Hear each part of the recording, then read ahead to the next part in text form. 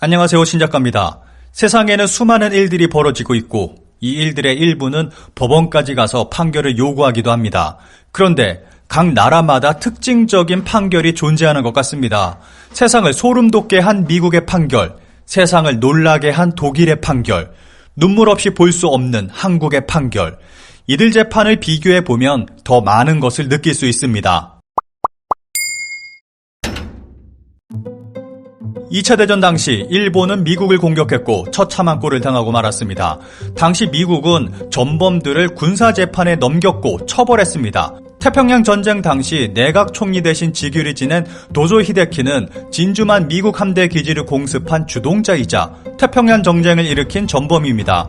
전쟁 후 좌절에 빠진 도조 히데키는 어두운 방에 홀로 앉아 권총을 들어 자신의 가슴 한복판을 향해 방아쇠를 당겼습니다.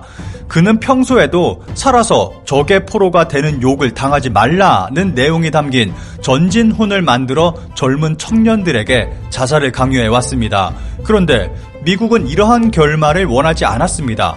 2,400명의 사상자가 발생한 진주만은 미국에게 너무도 커다란 상처였습니다.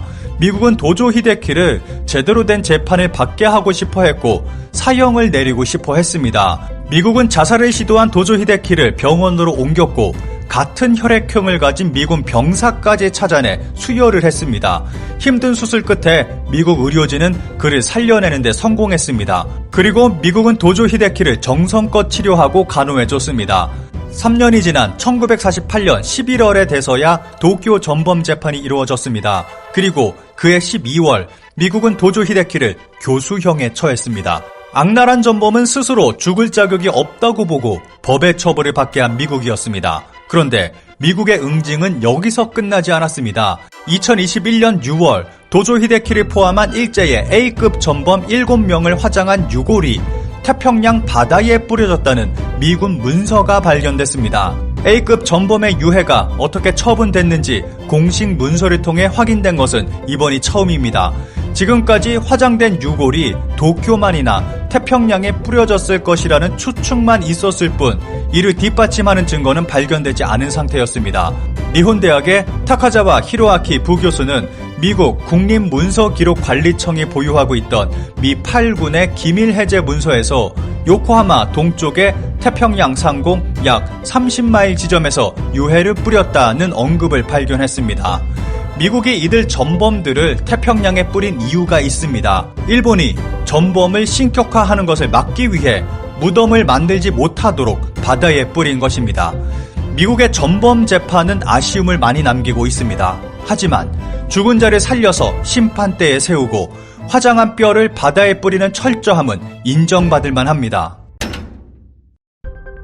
독일은 2차 대전 당시 일본과 동맹을 맺은 전쟁의 중심에 있었던 전범국입니다. 그런데 일본과는 달리 철저하게 자기 반성의 모습을 보여줬고 철저하게 과거 청산에 공을 들이고 있습니다. 2021년 2월 독일에서 95세 여성 이름가르트가 2차 대전 당시 나치 강제수용소 지휘관의 비서로 일하면서 유대인 등의 학살 1만여 건을 방조한 혐의로 검찰에 의해 기소됐습니다.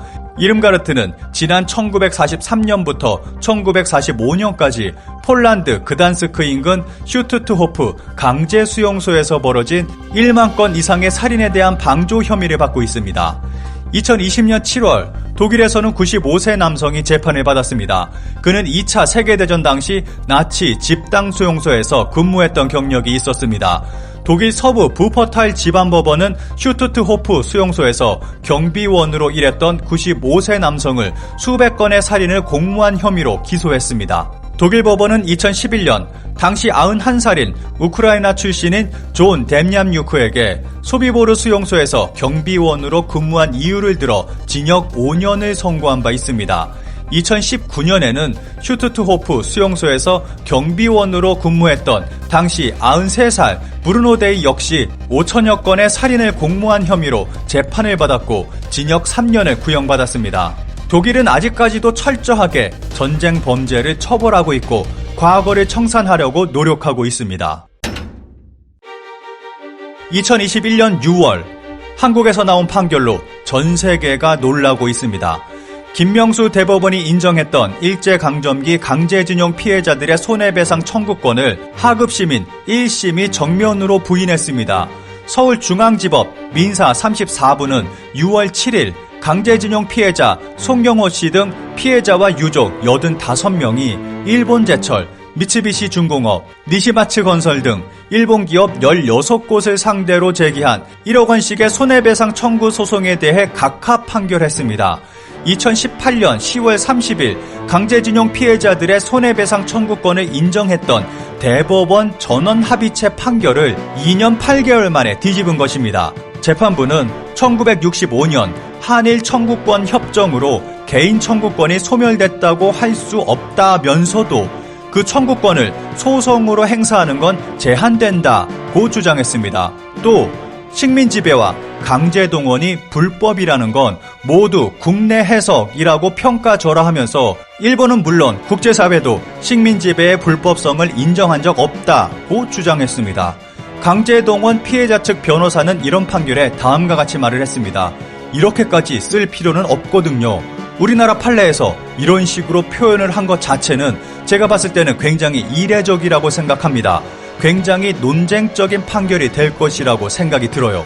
특히 독도와 위안부, 강제동원 이 세 가지 사안에 대한 대한민국 법원 판결이 국제재판에 가서 패소할 경우 국격 손상과 함께 우방국인 일본과의 관계는 물론 한미 동맹까지 훼손된다며 판결과 무관한 정세 분석까지 등장했습니다. 그리고 총 49쪽의 판결문에서 강제동원 피해자들이 겪은 피해나 고통에 대한 언급은 단 한 줄도 없었습니다. 이로 인해서 피해자들은 피눈물을 흘리고 있습니다. 그리고 의외로 일본의 반응은 그리 좋지 못합니다. 오히려 이번 판결로 한국은 조롱의 대상이 됐습니다. 이 판결은 현재 일본에서도 굉장히 뜨겁게 보도되고 있고 수많은 댓글들이 달리고 있습니다. 끝으로 일본의 반응을 짧게 살펴보겠습니다.